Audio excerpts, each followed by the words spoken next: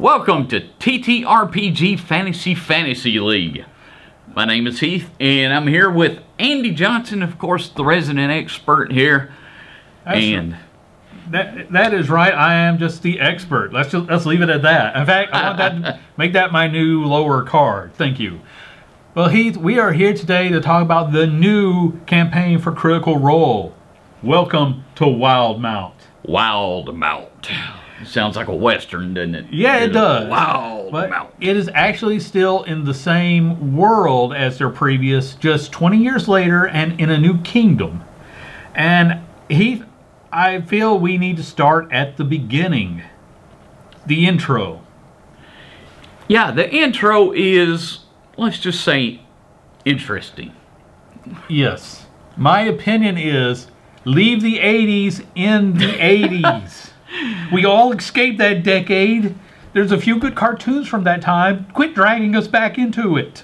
Okay, I gotta admit, I kind of like it, but there are a few things that I will point out. First of all, Sam, put on pants. Put on pants. What were you doing?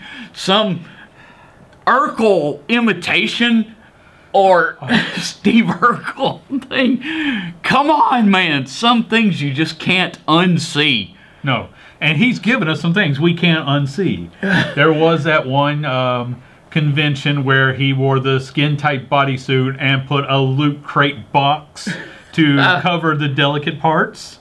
It still haunts my dreams. Yes. But thankfully, you've replaced that. So, yes, that's something that every time this show starts out, we're going to have to see that again. Be 5 minutes late, people. Be 5 minutes late. That's my plan. All right.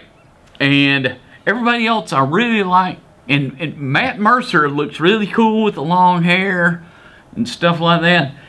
And the leather jacket type thing, which I really like. Yeah. And when he's like this, I mean, it's like he's silently singing Iron Maiden lyrics. You know. Yeah. One thing I will give them about this intro is, should someone, for whatever reason, decide to alter their character, they're no longer portraying their character like in the first one. I mean, don't get me wrong, I still love that original intro where everyone was in full makeup. It's still one of my dreams to someday reenact it with Legos. But I do get how this time they are themselves, not their alternate personas. So that's very helpful. Yes, it is. And speaking of the players, Heath, I gotta say, most people have done a complete 180 from their old characters. Yeah, they're really turning their, exploring new territory in this one. Because last time, Laura being the more money-conscious, not quite going to say greedy, but she certainly kept a handle on the finances. She was tight. Yes.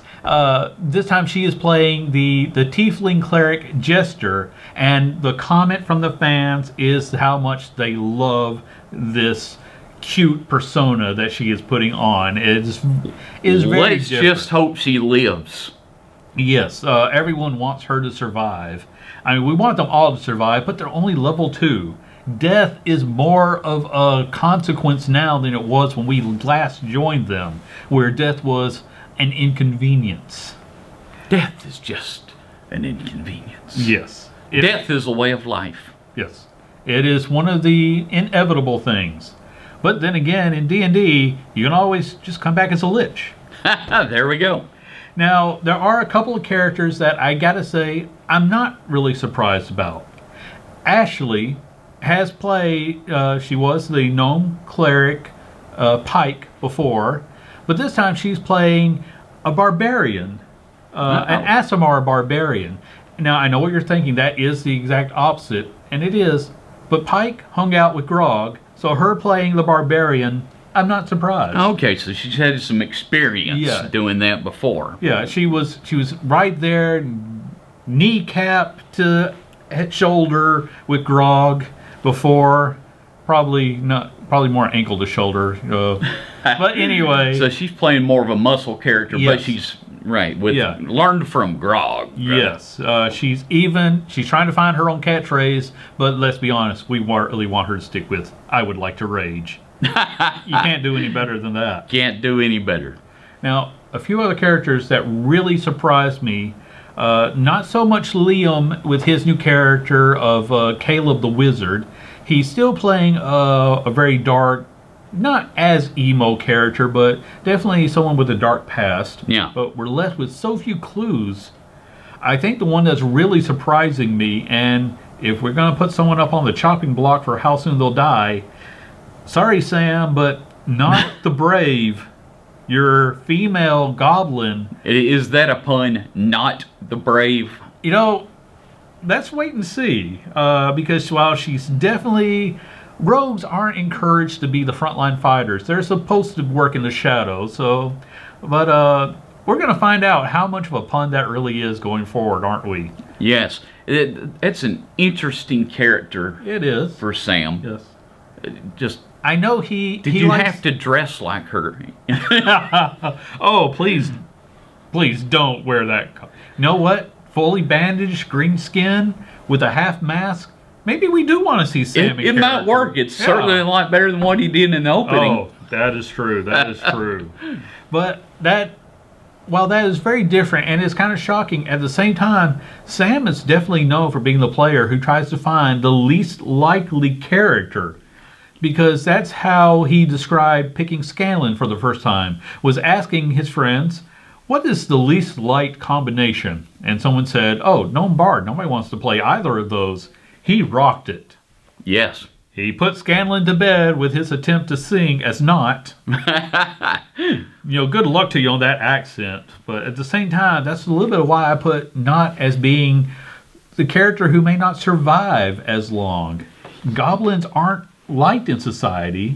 That's true. And speaking of, you know, backgrounds we're really curious about, Not seems to have a stronger kleptomania impulse than most rogues, and is apparently a hardcore alcoholic. And if you're trying to steal from somebody while drunk, and they catch you, they just might chop your head off. That is true. That is true. The other questions that we have in this campaign so far, and there's quite a few things I think we're going to learn. Who is Jester looking for? What exactly was not looking for in cloaks on the strangers he was meeting? And what caused the old man at the circus to turn into a zombie? Yeah, those were interesting things. You know, this is the preseason. Mm-hmm. You know, this is where everybody's filling everybody out. Mm-hmm. The parties are meeting up. They're just sizing each other up. They're learning who their new friends are. Early rounds of the boxing match. Yes, exactly. And so it's fascinating to see, all right, is this going to be a red herring? Is this going to be an actual clue? So tune in every week to what they're doing, and hopefully we'll all find out the answer soon enough. Sometimes we might have to wait in these long campaigns for quite a while. That is true. I mean, we didn't meet them at level 1, luckily, because if you thought that circus scene was elaborate, boy, imagine how much more elaborate it would have been if they were a bunch of level 1 characters.